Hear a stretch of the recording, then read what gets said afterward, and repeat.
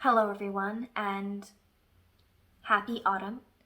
Welcome to our third segment of our ongoing series on the history of Samhain, Allhallowtide, and Halloween. If you watched the previous two segments, then, well, thanks for sticking it out and coming back for this one. As a reminder, I do not speak Gaelic, Scots Gaelic, or Welsh. I'm going to do my best to pronounce all of the various words throughout this class that are in those languages, but I'm probably not going to do very well, so I will be putting the actual Romanized spelling of the words in the text basically on the bottom of the screen, and sorry about that. We're going to begin tonight with a discussion of the history of trick-or-treating. Many historians agree that trick-or-treating has its roots in the old customs on Samhain of leaving offerings out, either for the goblin-like hairy ones or for the other things that had come through the open doors into the other world, including the human dead, whose spirits were said to return at that time.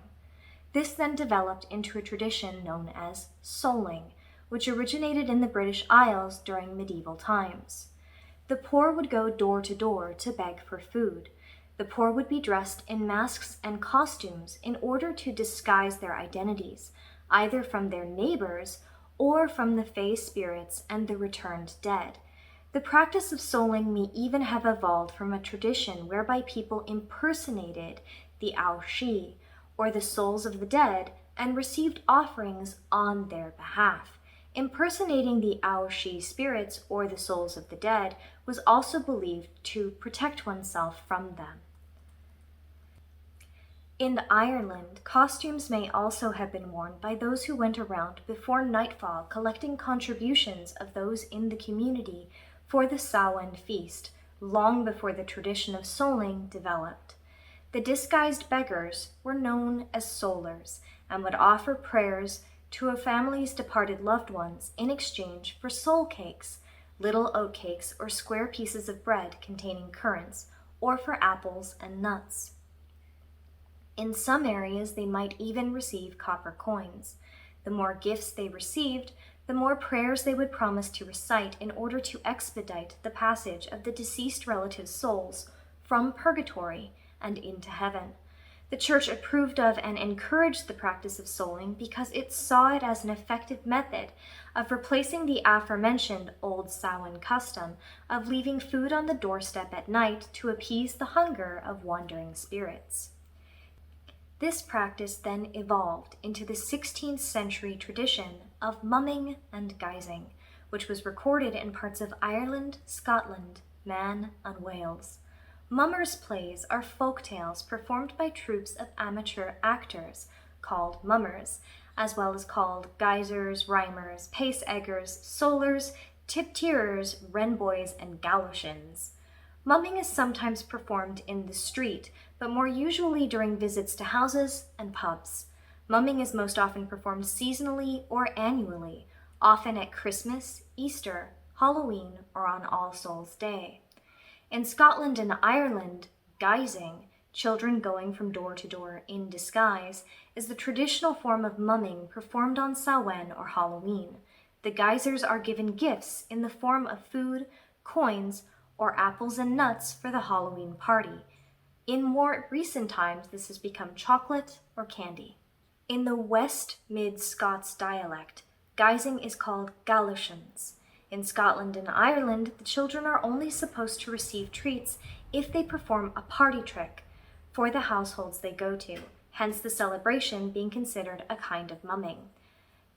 The mumming usually takes the form of singing a song or reciting a joke or a funny poem which the child has memorized before setting out. Occasionally, the mumming involves card tricks or playing music. A remnant of souling remained in one of the verses performed by guising and mumming children and youths. Soul, soul, a soul cake, I pray good missus, a soul cake, an apple or pear, a plum or a cherry, any good thing to make us merry. 1 for Peter, 2 for Paul, 3 for him who made us all. Up with the kettle and down with the pan, give us good alms and we'll be gone. Another version of the souling song, sung up until the 1890s CE in Cheshire, England, says, a soul, a soul, a soul cake, please good missus, a soul cake, an apple, a pear, a plum or a cherry, any good thing to make us merry. 1 for Mary, 2 for Paul, 3 for him who made us all. God bless the master of this house, the mistress also, and all the little children that round the table grow. Likewise young men and maidens, your cattle and your store, and all that dwell within your gates, we wish you 10 times more. Down into the cellar and see what you can find. If your barrels are not empty, we hope you will prove kind. We hope you will prove kind with your apples and strong beer, and will come no more a-souling till this time next year. The lanes are very dirty, my shoes are very thin. I've got a little pocket to put a penny in. If you haven't got a penny, a halfpenny will do. If you haven't got a halfpenny, it's God bless you. In Scotland, young men sometimes went house to house with blackened faces, which may have evolved from an older Samhain tradition of using the Samhain bonfire's ashes as a form of protection. One record of guising on Halloween occurred in Scotland in 1895, which described masqueraders in disguise carrying lanterns made out of scooped-out turnips, visiting homes to be rewarded with cakes, fruit, and money. Another account of guising from the 1950s in Ardrossan, North Ayrshire, records a child receiving 12 shillings and 6pence, having knocked on doors throughout the neighborhood and performed. The phrase trick or treat comes from what would happen if a mummer or guiser was refused a treat. They would retaliate with a prank of some sort known as a trick, hence the term trick or treat. Traditional Halloween tricks included blowing smoke through keyholes, stopping up chimneys, and smashing glass bottles against walls in order to simulate the sound of windows breaking. The tradition of Makola. In parts of southern Ireland during the 19th century, the guisers would go around with the lair ban, the white mare, generally a man covered in a white sheet and carrying a decorated horse skull representing the lair ban. This is very similar to the Mary Lwyd, the grey mare, procession in Wales, which takes place at midwinter. In Wales, the white horse is often seen as an omen of death. The decorated and disguised man would lead a group of youths blowing on cow horns from farm to farm and house to house. At each house they would recite verses, and the owner was expected to donate food. If the person donated food, they could expect good fortune from the Makola. Not doing so would bring misfortune. The Makola was a shadowy mythical figure said to be the ancient Celtic equivalent to our modern-day bogeyman. Fearful that a displeased Makola would curse them with various ills, including drought, famine, or the illness or death of livestock and family members, most folks willingly donated. The wealthy would give gold, silver, or copper coins, while less affluent families would make a donation of simple food items such as potatoes, corn, butter, cheese, and eggs. Hoptu-nay. The Manx celebration of Hoptu-nay is a continuation of the older celebration Wia Hauna, pronounced the same as the Irish Wia Hauna, which eventually evolved into some of how they celebrate Halloween in Ireland.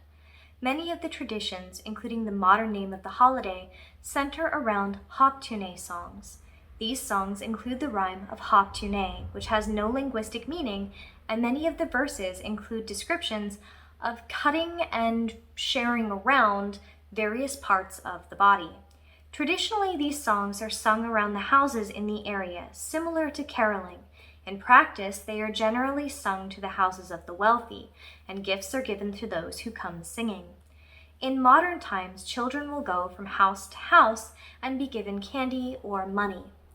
Both the children and the singers come bearing turnip lanterns, and there are often turnip carving competitions on Hoptu-nay, along with traditional dances that are performed in the streets. The tradition of jack-o'-lanterns. The actual phrase jack-o'-lantern first appeared in the year 1837 CE in Nathaniel Hawthorne's classic story, The Great Carbuncle, from Twice Told Tales. "Hide it under thy cloak, sayest thou, why it will gleam through the holes, and make thee look like a jack-o'-lantern." However, their origin is far older. The traditional illumination carried by guisers on Samhain or Halloween was turnips or mangel wurzels, a variety of Beta vulgaris, also called mangold, mangel beet, field beet, fodder beet, and root of scarcity, hollowed out to act as lanterns and often carved with grotesque faces.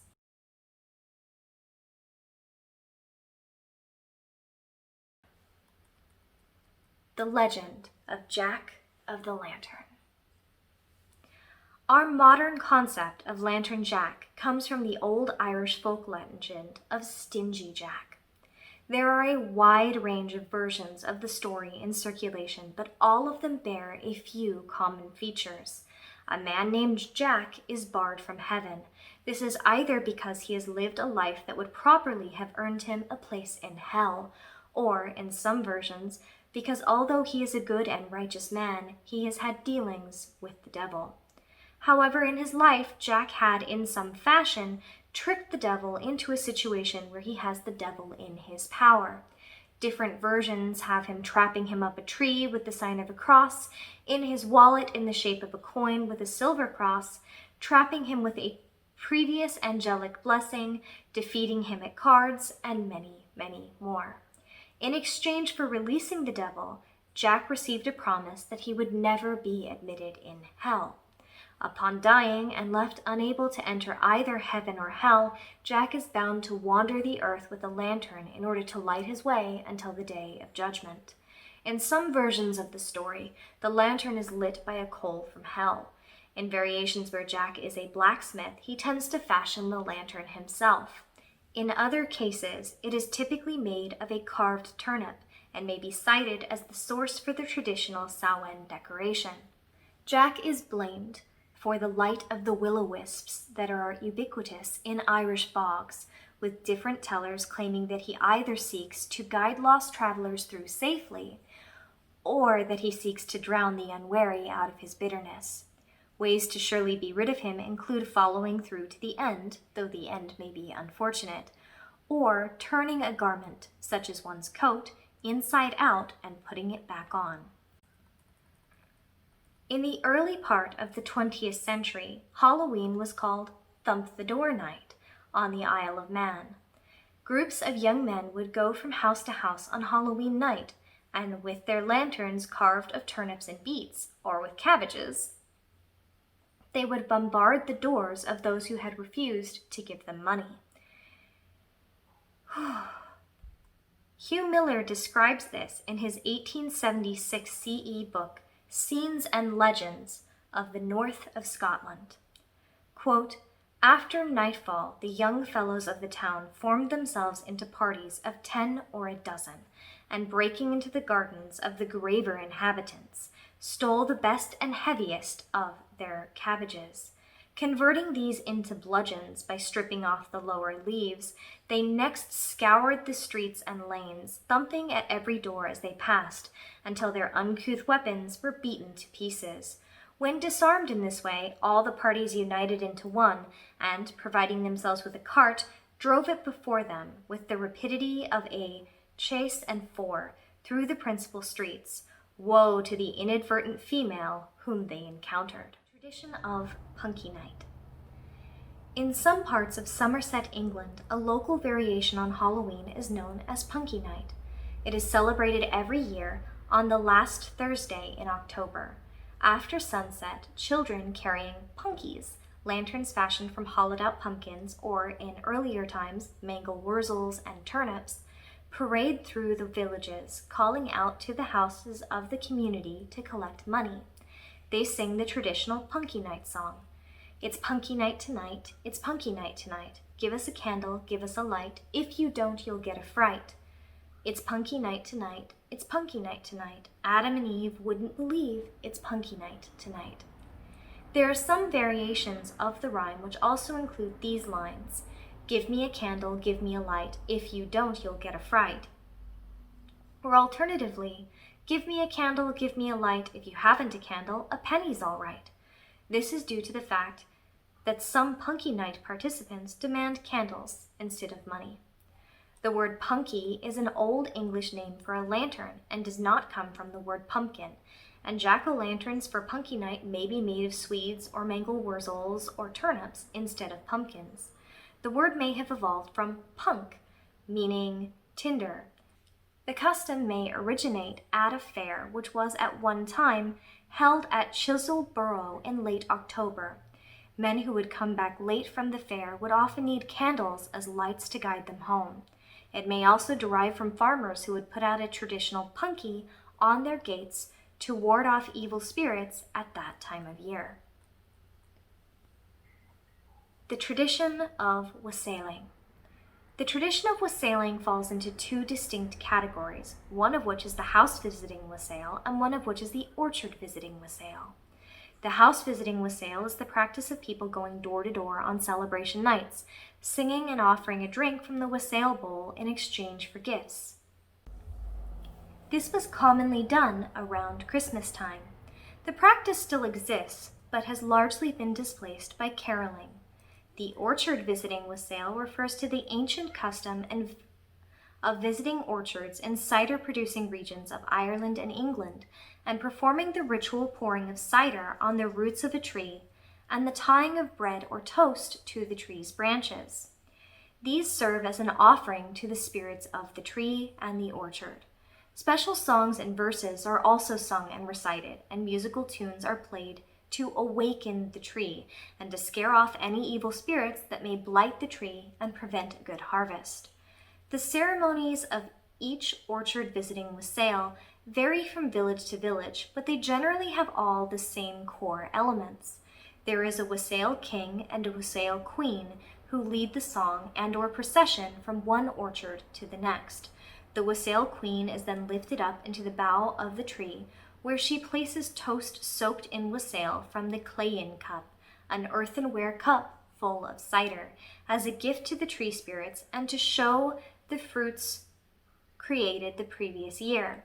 Then an incantation is usually recited, such as the old one, "Here's to thee, old apple tree, that blooms well, bears well, hats full, caps full, 3 bushel bags full, and all under one tree.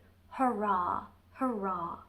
Then the assembled crowd sings and shouts and makes a racket, often banging drums or pots and pans. Sometimes gunsmen who are part of the procession give a great final volley of gunfire through the branches to make sure that the work is done. An English wassailing rhyme from the Middle Ages reads, "Wassail the trees that they may bear you many a plum and many a pear, for more or less fruits they will bring, as you do give them wassailing." Another wassailing rhyme, which was popular in the 19th century, reads, apple tree, bear good fruit, or down with your top and up with your root."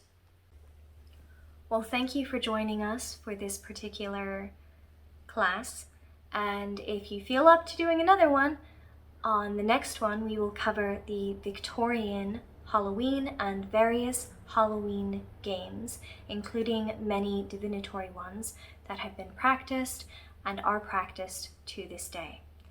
Thank you very much for joining us, and I hope that you have a wonderful October, whatever you celebrate.